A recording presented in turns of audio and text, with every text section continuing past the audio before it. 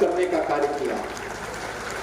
किसी भी देश के लिए गौरवशाली हो सकता है और ये आगामी कार्य योजना को भी हमारे लिए आह्वान करने के लिए अमृत महोत्सव हम सबको एक नया आह्वान कर रहा है।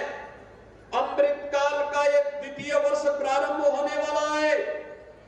इन सभी वर्षों के अंदर हम सबको इस संकल्प के साथ आगे बढ़कर के काम करना है कि मोदी जी के नेतृत्व में भारत 5वीं बड़ी अर्थव्यवस्था बना और मोदी जी के तीसरे कार्यकाल में भारत को दुनिया की तीसरी बड़ी अर्थव्यवस्था बना करके विकसित भारत का संघनाद भी हम सब भारतवासियों को करना है।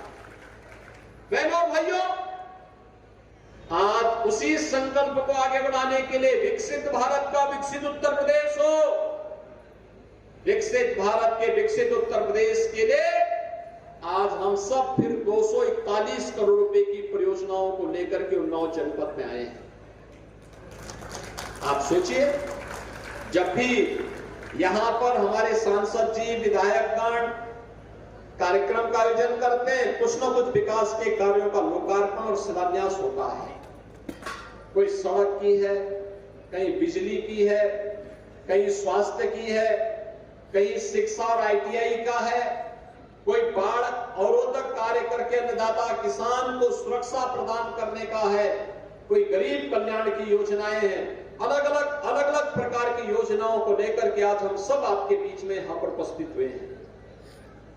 बहनों और भाइयों, आपने पिछले 10 वर्ष में बदलते हुए भारत को देखा है। एक ऐसा भारत जो जाति, मत, मजहब के आधार पर किसी के साथ भेदभाव नहीं करता है।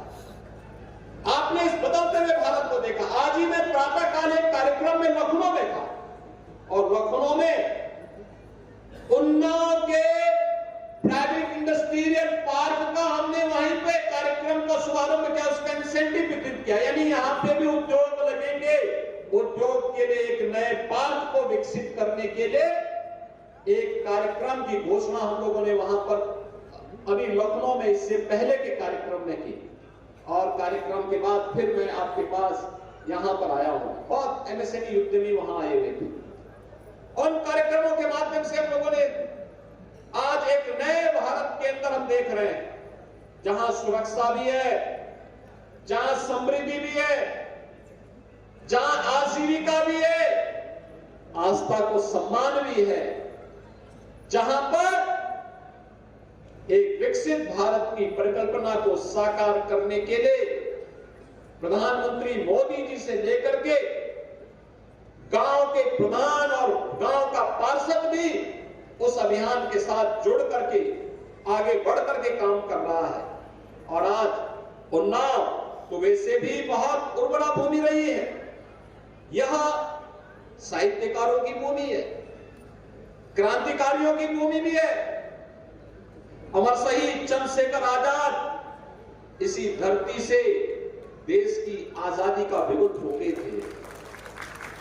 कौन नहीं जानता है कि यह धरती पंडित प्रताप नारायण मिश्र जी की धरती है, महाकवि सूर्यकांत त्रिपाठी निराला जी की धरती है, गया प्रसाद शुक्ल स्नेही जी की धरती है, आचार्य नंद दुलारे वाजपेयी जी की धरती है, डॉक्टर शिव मंगल सिंह सुमन जी की धरती है, श्री भगवती शरण वर्मा जी की धरती है, डॉक्टर रामविलास शर्मा जी की भूमि धरती है और आज के साहित्यकार के रूप में विधानसभा के हमारे पूर्व अध्यक्ष श्री हृदय नारायण दीक्षित जी की भी पावन धरती है।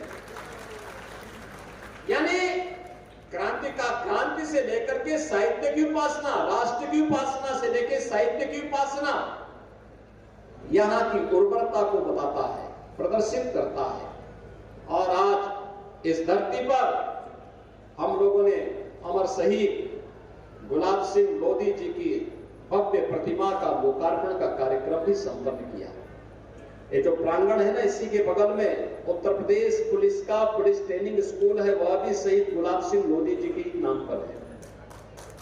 आप सोचिए, यही परिवर्तन होता है। स्वाधीन भारत का मतलब यही होता है। कभी पुलिस की गोली से गुलाब सिंह लोधी शहीद हुए थे,